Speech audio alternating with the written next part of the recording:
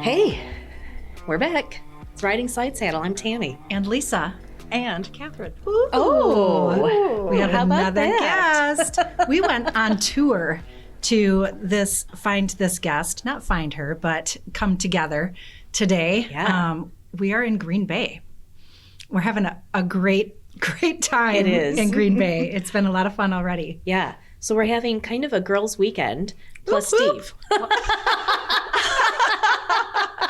He appreciates that as much as we do. He does. That's He's right. chauffeured us around. He's a photographer, so he's taken some headshots for us that we can use later.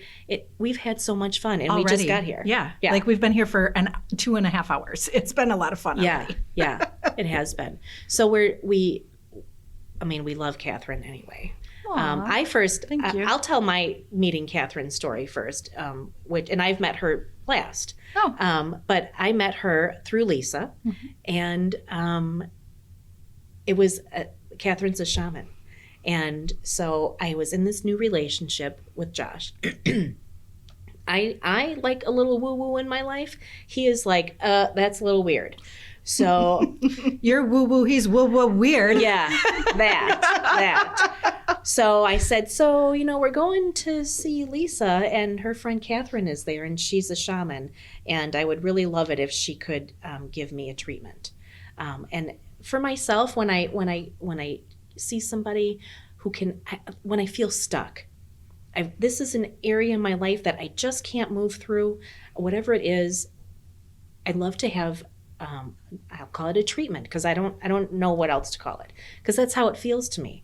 And it helps either just confirm that where I'm at and what I'm doing and thinking and feeling is exactly where I'm supposed to be. Most of the time, that is what comes for me. But sometimes it's other information that I can tuck away and, dip into when I need to. So for me, I was really excited, and Josh was like, uh-oh.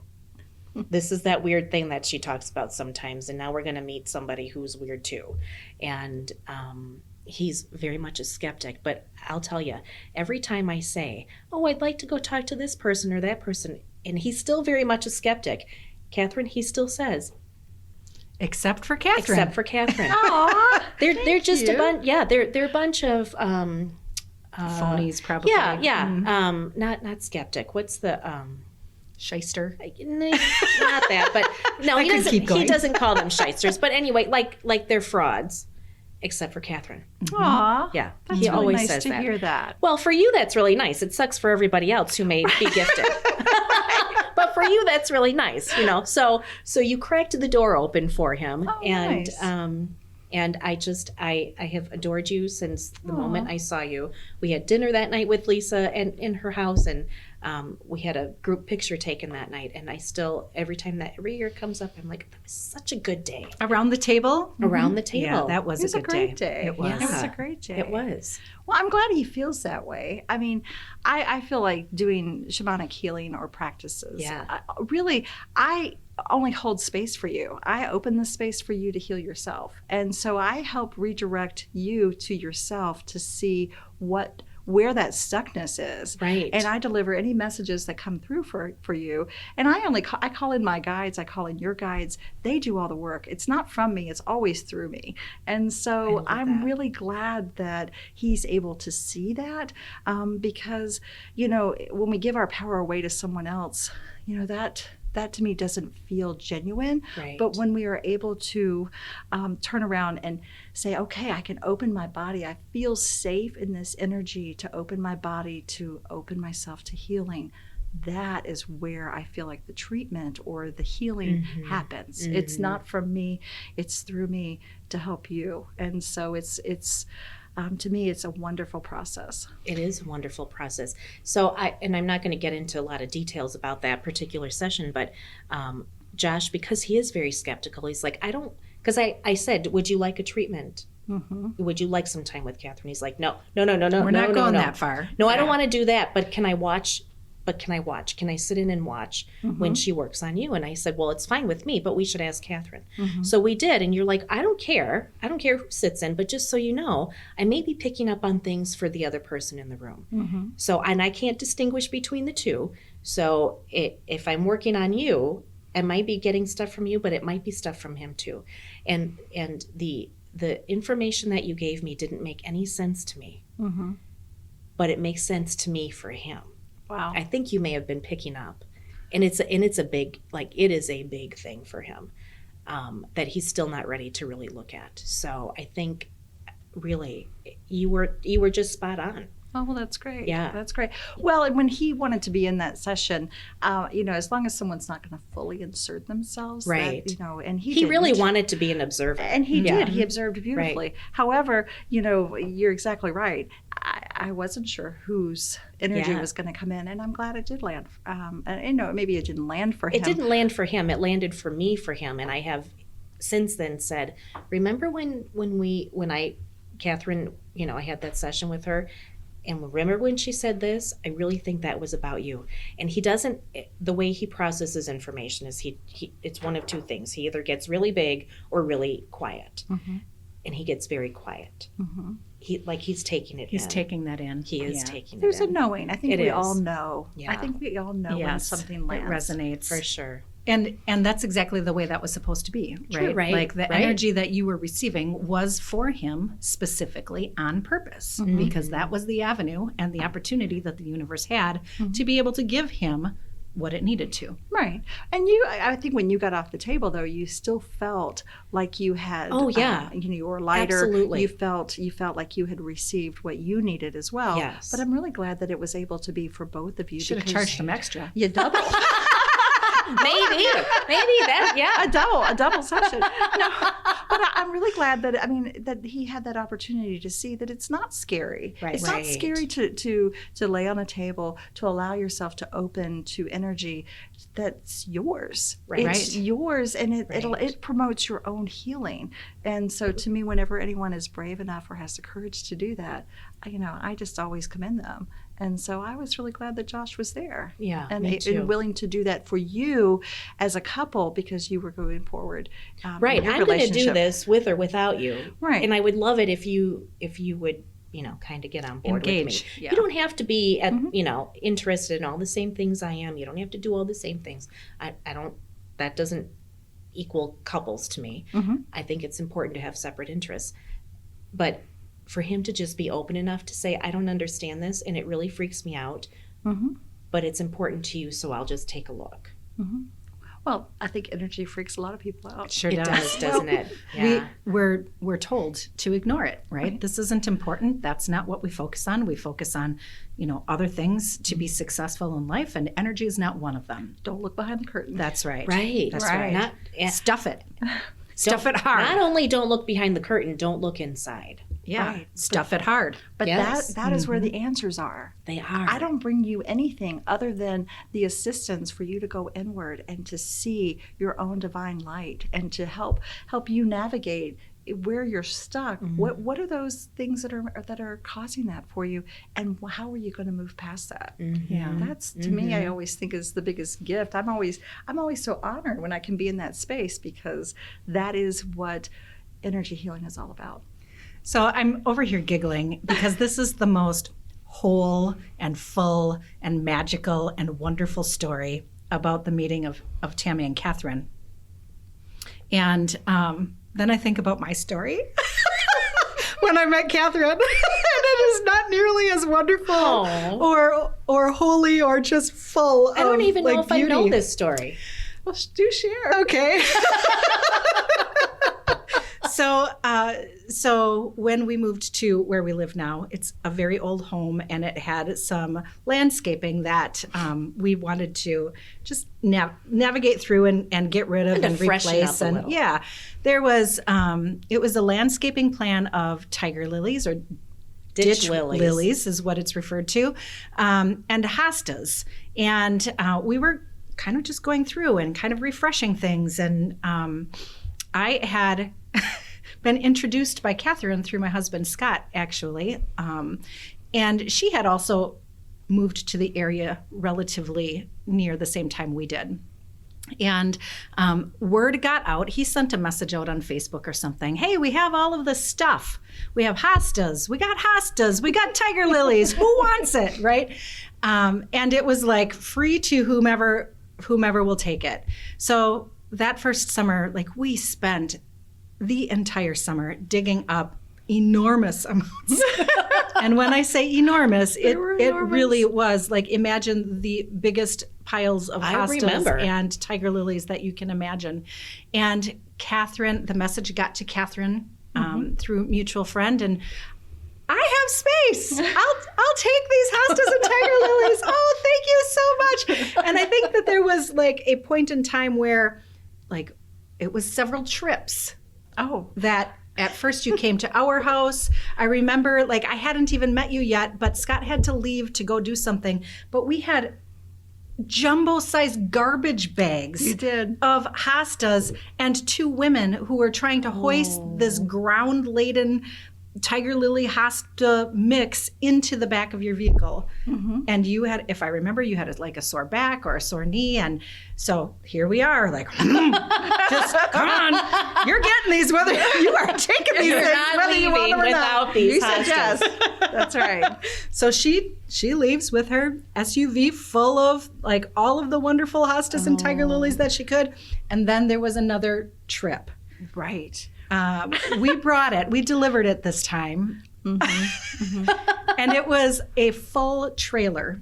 Right. Oh, a whole trailer A trailer A full trailer. Wow. And I'm picturing, because Scott had like a station wagon at the time. No. I thought it was like in the back of there. It was an open trailer. Oh. And I said, do you think this might be too much? And I was like, no, she wants it. She wants all of it. So we get to Catherine's house, and I think you were like I don't know if you were rolling in or if you were in the house and didn't realize we were there. But man, let me tell you, like as fast as a thief in the night, like I was not taking things from her house, but I was dumping the shit as fast as I could because I was embarrassed as to how much we were dumping off.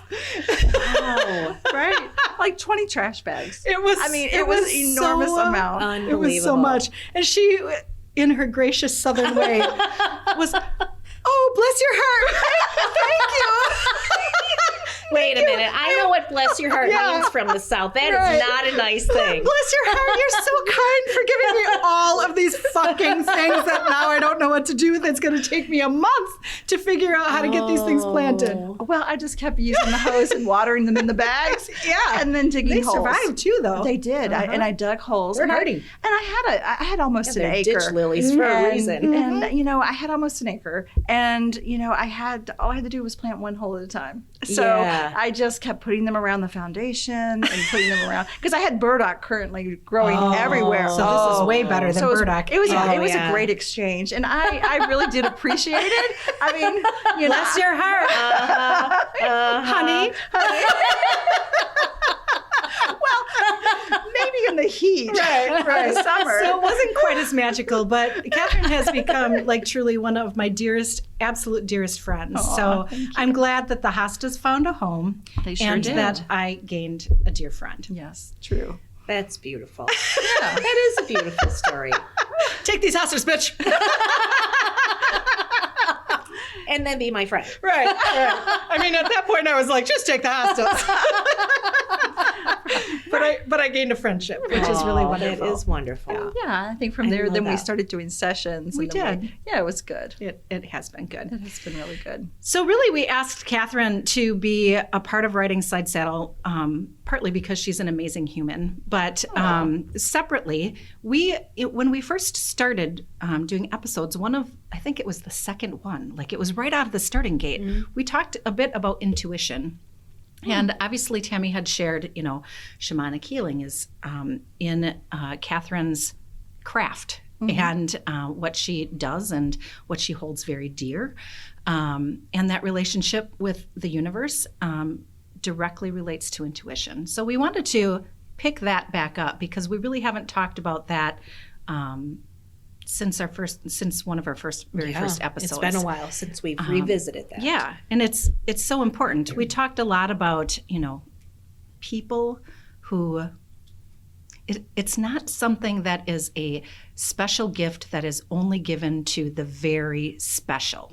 No, it's not. It is not. And that is something that I think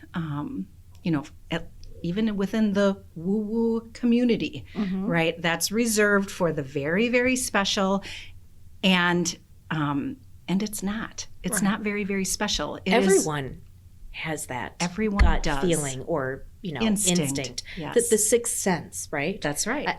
Even like on like cop shows, and they talk about, cops, got a good gut. That cop, that detective, they've got a good gut. That's what it is. It is.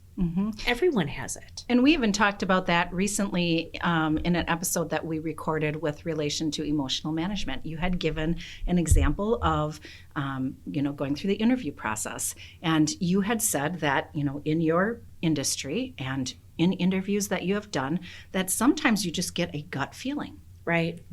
We talk about gut punch all the time, right? That instinctual knowing of things, or that's something that I have to work on. It make my gut like squeeze tight, and that is all intuition talking. But I think we've gotten away from intuition because it's been minimized and it's been even shamed. And so we, as young people, I know especially a young woman in the South, you being wide open and having dreams and telling my mom them. And now that I look back, holy crap, were they on target?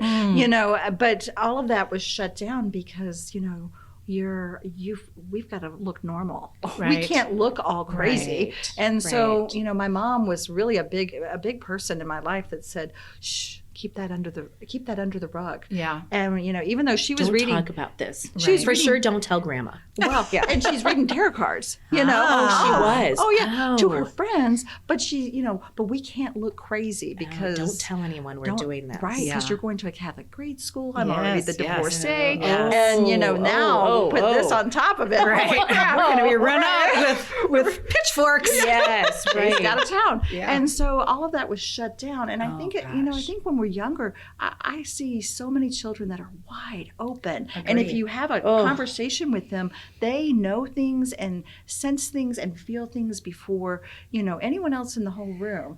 However, no one's squashed that in them. That's right. As of yet. That's right. And I've actually read something recently that talks about children and, how they navigate really, back and forth and use that level of intuition and see energy and see spirits and all up till the age of like 7.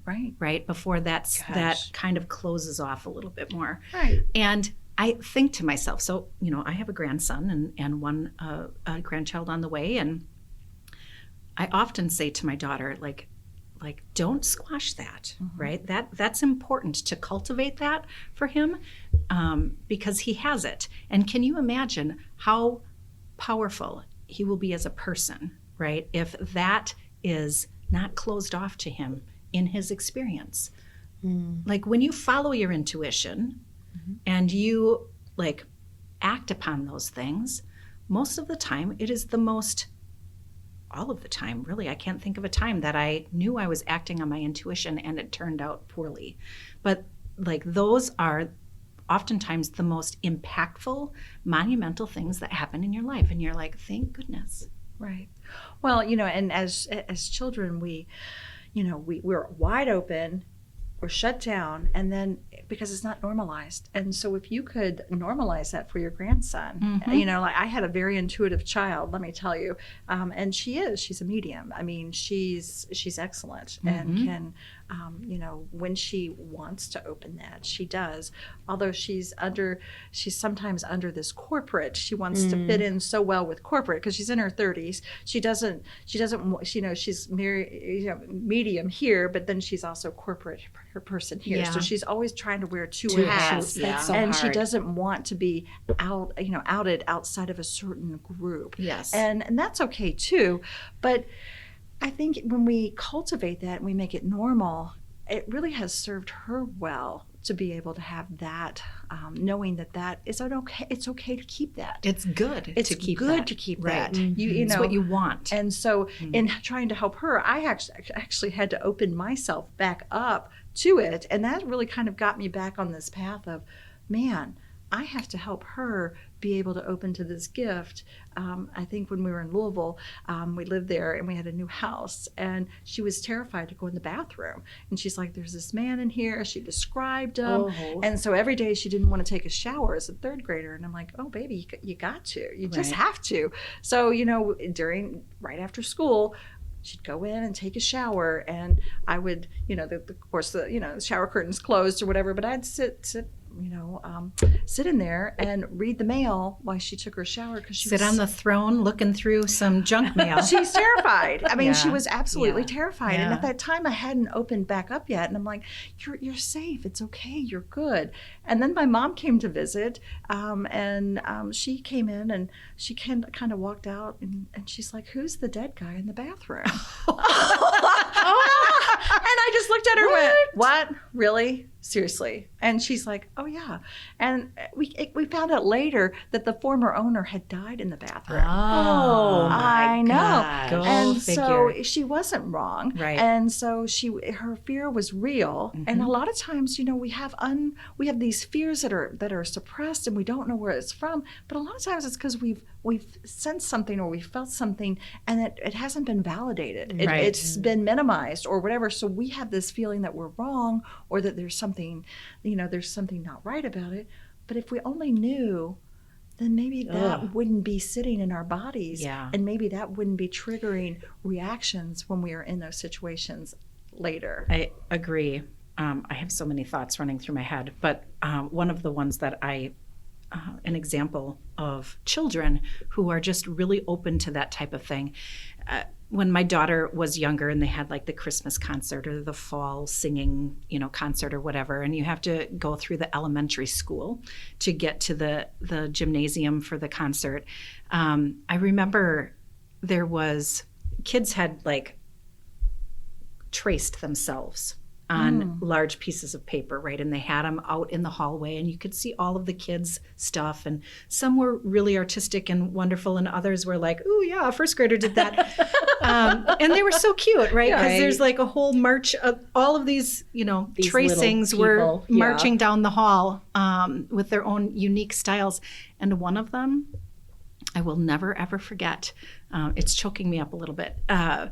It was, you could tell that this child could see auras. Oh. Because around the tracing that was this child, he created like color around it. Wow. And the inside of it was very plain, but the outside of it was beautiful. Wow. And it was kind of before I was really involved in understanding many of these things, but it stood out to me like, oh, wow. Like this child, boy or girl, I'm not sure, this child knows something different than what most people see. Right. And it was very clear. That's incredible. Yeah, it was amazing. My middle grandson, I've talked about him before. He's Parky. He was born as this kid is an old soul. He like, I saw it literally when he was born. It took him, I don't even know how many months before he would even smile. Like when he tried, it just looked painful. Mm-hmm. He was so, we say this all the time. He was an old French man in a previous life. Like that's the energy that he is like putting out, right? And we still joke about it. He's 5 now. And even the way he combs his hair, like when little kids get to where they're aware of their appearance and, I want to make myself look nice, it is the full comb over. Right? Yeah. He's preparing. He is. He used to wear the, like, Mr. Potato Head. I've seen pictures. Mr. Potato Head glasses. Like, he would put those on and wear a hat. He always had a hat on. That's where I was like, I think he's an old French man. He just hasn't left that life yet. Well, when he got to be about, I don't know, was 2 or 3 years old, he started talking about how he had this mom and dad that he had to leave, and they live very, very far away, and he can't see them anymore. Oh. So it started with that, and then it moved into, he described the house, he described the color of the car, the kind of car it was, and he still, on occasion, he'll say something about that. It's not as often as it used to be. But he just out of the blue started talking about this other family who lives far, far away in a white house with a blue car. Yep. It's just so real. It is so real. Yeah. So he hasn't mentioned it in quite a while. And for his birthday, one of the things I bought him was an I Spy game. It's a card game. But every card has like multiple images, but there's one main image. And so one of the games you can play with these cards is Go Fish. So before we started playing, I wanted to make sure that he knew what the picture was on everything. Well, one of the pictures was an old time phone, like the handset phone, right? And I'm thinking, he's not going to know what this is. He knows cell phones, right? But nobody has phones anymore, right? So I said, do you know what this is? And he looks at me like, well, yeah. Duh. Yeah, exactly. And I said, well, what is it? Do you, Gigi? That was exactly it. Like, why are you asking me this? And I said, well, do you know what this is? Yeah, it's a phone. Like that, and that was the tone he used with me at 5 years old. And I said, well, how do you know that's a phone? He's like, 'cause I do. Mm-hmm. And we moved on. And so I sent a message to my daughter because it was birthday sleepover night. And I said, do you have a phone? Like, have you showed Parker with what an old phone is? And she said, no. And I said, well, because back up a little bit. He did. I asked him, like, how do you know that? And he said, well, my mom told me. So I sent that her. And I was like, do you have a phone? Like, did you show them? And she's like, I cannot remember ever saying that. I don't know how that would come up. I don't know why I would tell him that. But he said that's where he learned it was from his mom.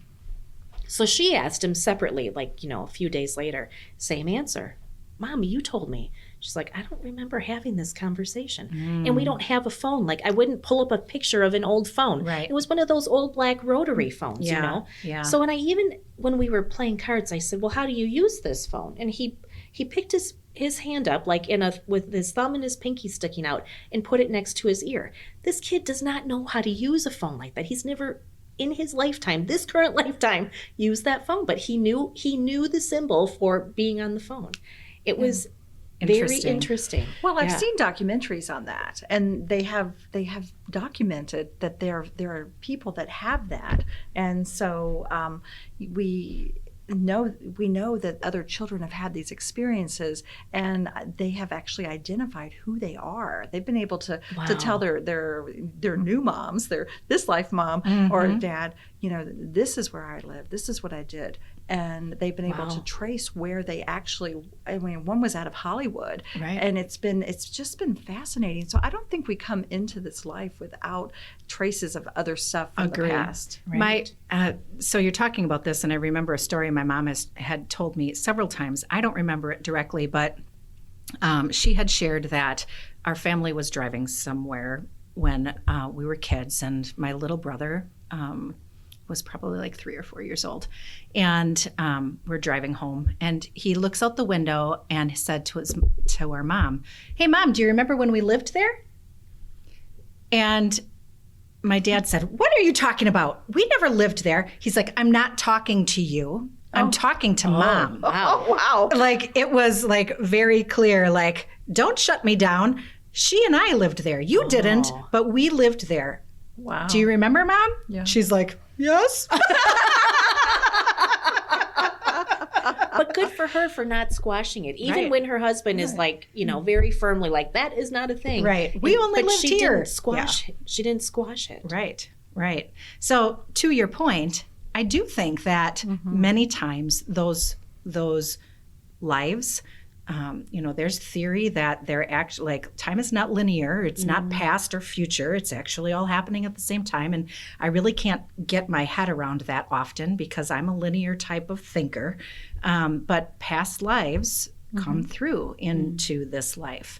Well, so does energy. And so a lot of times, like when you're doing an energy session, you're not just working with that person and the energy that they have from this lifetime. You're also looking at some other stuff that has come in with them, and you're working with that energy as well.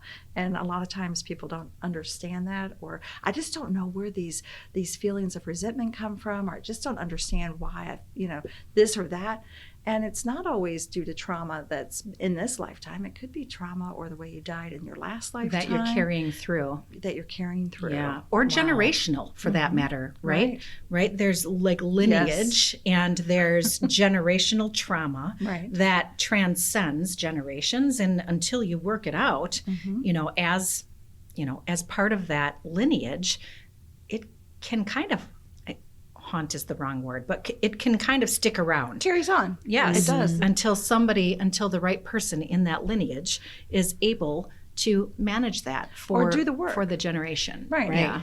And a lot of times when I'm praying, like when I'm opening, I'm opening the directions or I'm out praying, I always ask that, help me to do my work, help me to know myself and to get to the crux of what needs to be gotten to so that I can help heal not only myself, but 7 generations in the past and 7 generations to come, and that's not just my concept. That's, the indigenous, that's how they think. They're not thinking, let's do our healing today and now, it's for me. It's not for me. It's for all of us, and it's communal. It's collective, yes. And it's collective for the planet too. Because as I raise my vibration, or as I work through that, I help you, and then when you do that, you help. We just all continue to raise that vibration, and it's a win-win-win. Yeah.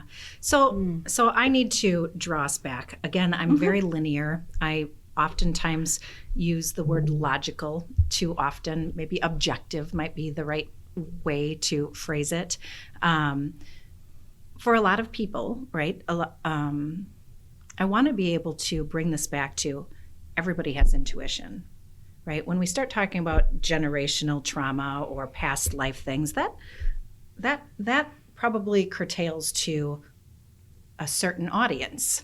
Probably. As opposed to this is accessible in a way, in whatever way you want it to be, right? No matter who you are. So just in talking about intuition and being able to identify when it comes through for anybody, right? It doesn't have to be generational or past life or, my grandchild never saw this telephone, but they're able to identify what it is and how to use it. Let's talk a little bit more about just intuition in everyday for everyone. Like how can people access that? And I don't know, what's the right way? Try it out? Well, I think it really comes Be aware. I think it comes from deep listening. I think you really have to listen.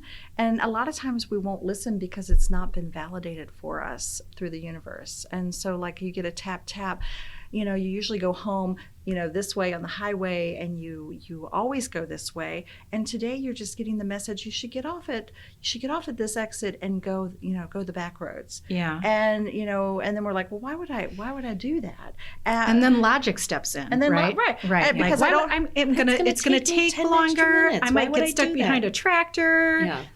Yeah. But then you get off, and you when you really live in that place of following the intuition, which I kind of live my life that way now, just because of things that have happened and unfolded in my life. But when I do that, I'll find out, wow, there was an accident up ahead. Or, I'll get that urgency. I've got to leave 10 minutes early. And I don't know why, but I'm just like, oh, I'm just going to have to hurry up and get out the door early today. And I don't. But then you find out just a few minutes behind you, there was an accident. These things come in all the time for, I think for many of us. And we just don't look at it as our intuition. We just look at, and I don't even know that some people even look at it. They're just like, I don't know why that happened, or I don't know why I felt that way. And they ooh, that was close. Lucky. Yeah. I got lucky. Or that's a coincidence. And coincidences. Oh, see, that's intuition. It should be in Webster's dictionary. The word coincidence spelled out. There's no such thing as coincidence. Right. Like, please move on to the next word because this does not. There's no definition. There is no such thing as coincidence. True. True.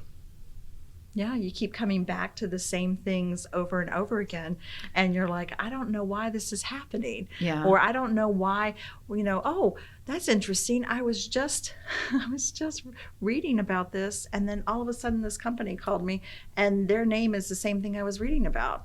Yeah. Right. What a coincidence. It's so weird. So so I have two things again. Oh boy, here we go. Shit. It happens She every needs a time. piece of I love it. paper. I do need a piece of paper. She'll forget. She'll forget the second one. So I might. In preparation for today, which was super exciting, we had the opportunity to do some photos.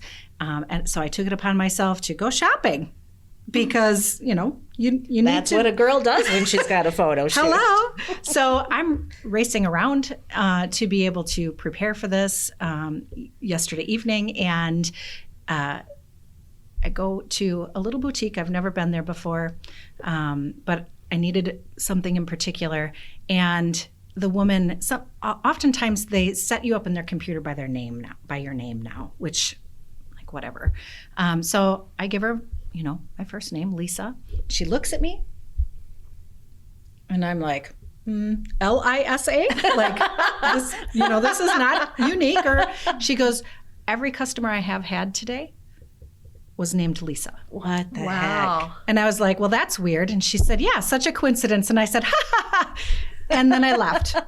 And I was hungry, and I went to Panera, and I went to order what I was going to eat. And the cashier, I had to wait for my food, right? Panera's, they call out your name when your food is ready. And she said, that's funny. You're not the first Lisa I've had today. I've had so many Lisas. And I thought, what in the actual, I don't know what this means, but this is a super weird thing, right? To have two people, literally one right after another, say the same thing to me about something so obscure. Right. My name's not Anne or Sue or, it was just very unusual. Was it coincidence? I don't think so, but I don't necessarily know what it exactly meant. Right. Anyway, that's a offshoot. However, my second point, Ooh, you remember. I think so, was so for those people who are listening and they're like, yeah, I'm not really sure. Maybe they're Josh's, right? I don't really know. Skeptics. I'm kind of skeptical about this. I like you guys. You're kind of funny, but this is going a little bit further too far than for me. where I've ever gone before. Yeah. For those kind of people who are like, all right, well, I'll observe, or maybe I'll dip my toe in. I'm not going past life woo-woo, shaman healing type of thing. But what I will do is listen to you and maybe take one step because, there have been coincidences that I have experienced and maybe there is more to that. I don't really think so, but maybe. What's the one or two things maybe that somebody who wants to Josh, right, observe, and dip their toe in very slowly. What's one or two things that somebody could do to tap into creating the space for intuition to be more present in their life? Good question. Well, I really think being present with what's coming in and taking notice as to how does your body feel? I mean, when you walk into a room, are you contracting? That's always, to me, it's like, oof, I don't want to be here. Or am I expanding? I think, there's that contraction expansion. That to me is intuition. That's my body saying, do I feel comfortable in this space or do I not?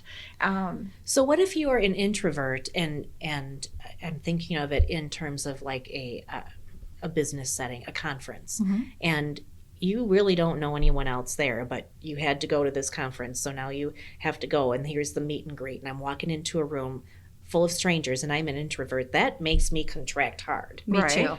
Right. So how would I know? How would I know the difference between this space isn't safe, so I'm contracting, or this is just too much for me? Right. Well, there's a fine line there, and you really have to get good with who you are, and so instead of that situation, how do I feel when I go in the grocery store? How do I feel when I go to Costco? How do I feel when I'm here? You'll get to know when you feel overwhelmed by those situations versus, man, this person's given me. This is not a good place for me to be. This is not a good place. The heebie-jeebies, right? And my gut clenched. Yeah. So, So then you learn how to differentiate between what on the surface may feel the same. Right. But if you just like peel Where's back it a coming layer or from? two, Right. they're not really the same. This is actually how I feel in all uncomfortable situations. right. Okay, right. I always feel uncomfortable in a Packer game, with thousands of people I don't know, and I feel confined and closed in. I always feel contracted like this, versus when I walk into a room and then there's someone there that I feel not comfortable with, or maybe not safe with, or maybe they're triggering something in me. And these triggers, you just have to really do your work and get to know, what are your triggers? What are the things that you know, so that you can get to know a wholeness, because the answer comes in like that. And it's usually kind of quiet. It's always quiet, but it's the first instinct. So, Go with your gut. I had a teacher, and Saeed would say, the first thing that comes in, there's your answer. And so, he asked me a question one time, and, I was going through a divorce, and, we had been trying for 13 years to make it work. And, he asked me, how's it? That's a lot of trying. Oh, God. Sorry, as an aside. Thank you. Yes, ma'am. over and over and over. It was a lot of trying. However, but so he asked me, and he knew this situation. He knew me very well. I had been his student for 5 years, and he asked me, how are things going? And I said, well, we're going to keep working on things. And he said, fabulous. He says, go home and make love to your husband. And immediately I contracted. I mean, because he wanted me to feel. Yeah. He wanted me to feel what it meant to really be together and married and happy. And that really, it hit hard. But what he was trying to teach me was, listen to that first instinct. What does it feel like? And that did not feel right for me. It did not feel good for me, because we had too much water under the bridge already. And so it really helped me learn to listen when, hey, Lisa, you want to go out you want to go to this concert on this day. What's your first instinct? Yeah. If your first instinct is no, but you say yes because you feel obligated, or I should go out because I haven't. And okay, so that's interesting. I can't help but use my husband as another example. Josh. I know. His first... Lucky he doesn't listen. Lucky. Coincidence? Probably not. I say no. He's Me free too. to listen, but if he chooses not to, that's fine too. His first response to really any idea is no. Hey, Josh, want to go out for dinner? No. And then he'll tell me, oh yeah, Lisa, she texted me once, no, if I want to go out for dinner, and I would say, well, why aren't you going? Oh, I'm not. But you haven't seen your friend in a long time. Why wouldn't you go? I think you should go. That sounds like a good idea. Really, you wouldn't mind? No, why would I mind? Go ahead, go have dinner with your friend. But his first, literally, to every single idea is no. But I think so many of us, though, are when we get to be adults, we have so much conditioning and so many layers on us that we don't truly hear what our wants and our desires So that's are. what I was getting at. How can, down. for someone like him, where it just comes out of his mouth. I don't even think he thinks. It literally this is the just strainer comes I out. put it through, and these are all the reasons why not. Right. That's habitual. So that's what I was kind of getting at. How do you know the difference between, this is just how I behave all the time. I always say no. Well, you just have to be attentive. I have to be quiet and listen. Is this really a good idea for me or not? Yeah, you have to really just be attentive. Okay. And it's probably also very practiced. You do. Right? And it doesn't probably happen immediately. Right. Well, and the question comes in, Tammy, do you want to go to dinner tonight?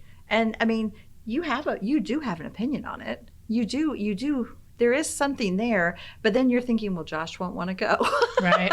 Or, I've got to do this or whatever. I'm low on funds this month. I don't really like the restaurant that they're talking about. Right. And that it's really not those things. I think for him, it's a scheduling thing. He gets very overwhelmed by his schedule very quickly. So it's easier to just say no to everything. Yeah. Because then I'm not adding something to my schedule. and adding stress. Right. Yeah. And I get that. I've said before, Josh and I are very quite much similar. alike. Yeah. But if it's a genuine no, then good for him. Mm-hmm. He's Right. following his intuition. Right. If that is genuine for him, it's really just taking notice. When you go into your job every day and you're just like, I love it. This is awesome. I'm in the right place. If it's a fit for you, and if it's not, then there you're not following one, your highest purpose, but you're not following your intuition either. And it's probably going to make it more challenging, right? Because when you're following your intuition, things seem to flow.